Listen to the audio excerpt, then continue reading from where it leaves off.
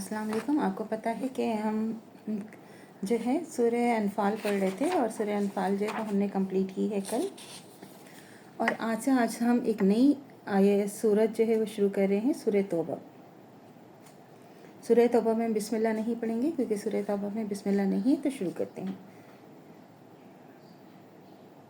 اور اللہ اور اس کے رسول کی جانب سے ان مشرکین سے دستبرداری ہے جن سے تم نے بلا تعین مدت عہد کر لیا تھا. نمبر 1. تم 4 مہینے سرزمین پر چل پھر لو اور جان لو کہ تم اللہ کو عاجز نہیں کر سکتے، اور یہ بھی جان لو کہ بلا شبہ اللہ کافروں کو رسوا کرے گا.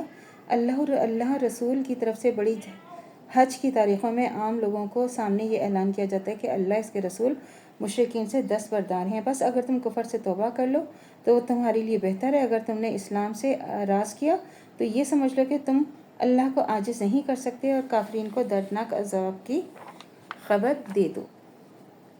ہاں، اگر مشرکین سے اس سے مستثنی ہے جس سے تم نے عہد کر رکھا ہے، پھر انہوں نے تمہارے ساتھ ذرا بھی کمی نہیں کی اور نہ تمہارے مقابلے میں کسی کی مدد کی، سو ان کے معاہدے کو ان کی مدت تک پورا کرو. بے شک اللہ بد عہدی سے پرہیز کرنے والوں کو پسند کرتا ہے. پس جم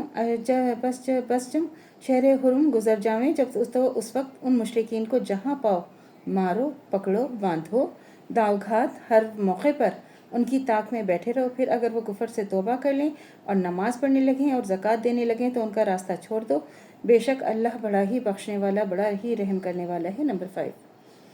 اور اگر کوئی مشرک آپ سے پناہ چاہے تو آپ اس کو پناہ دے دیجئے یہاں تک کہ وہ کلام الہی سن لے، پھر اس کو امن کی جگہ پہنچا دیجئے. یہ اس لیے ہے کہ وہ لوگ علم نہیں رکھتے. اللہ اور اس کے رسول کے نزدیک مشرکین کا عہد کیسے قائم رہ سکتا ہے؟ مگر جن لوگوں سے تم نے عہد لیا مسجد حرام کے نزدیک، تو جب تک وہ تم سے سیدھے رہیں تم ان سے سیدھے رہو. بے شک اللہ سے ڈرنے والوں کو عزیز رکھتا ہے. نمبر 7. کیونکہ عہد کیا جائے ان سے جو اگر تم پر غالب پالیں تو نہ وہ قرابت کا لحاظ کرتے ہیں، نہ وہ کسی عہد کا منہ سے تو تم کو خوش کرتے ہیں لیکن دل سے ان باتوں کو قبول نہیں کرتے، اور اکثر ان میں نافرمان ہیں. نمبر 8. یہ اللہ کی آیات کے بدلے تھوڑا سا فائدہ حاصل کرتے ہیں تو اللہ کے راستے سے لوگوں کو روکتے ہیں. یہی ہیں جو برا کام کرتے ہیں. نمبر 9. مومن کے بارے میں تو نہ تو رشتہ داری کا لحاظ کرتے ہیں نہ عہد ہی کا، اور یہ لوگ حد سے آگے بڑھنے والے ہیں. نمبر 10. پھر اگر یہ توبہ کر لیں تو نماز کے پابند ہو جائیں، زکوٰۃ دینے لگیں تو وہ تمہارے دینی بھائی ہیں. اور سمجھداروں کے لیے ہم اپنی آیات صاف صاف بیان کرتے ہیں.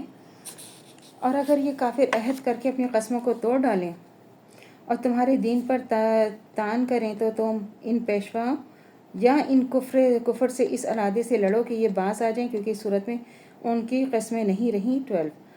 تم ایسے لوگوں سے کیوں نہیں لڑتے جنہوں نے اپنی قسموں کو توڑ ڈالا اور رسول کو جلا وطن کر کے تجویز کی انہوں نے تم سے پہلے خود کو چھیڑ نکالی. کیا تم ان سے ڈرتے ہیں؟ تو اللہ کا زیادہ مستحق ہے کہ تم اس سے ڈرو اگر تم ایمان رکھتے ہو. تو اللہ سے دعا کرنی چاہیے جو ہمارا ایمان ہے مت دم تک قائم و دائم رہے، خاتمہ بالخیر ایمان پر ہو. اجازت دیجیے.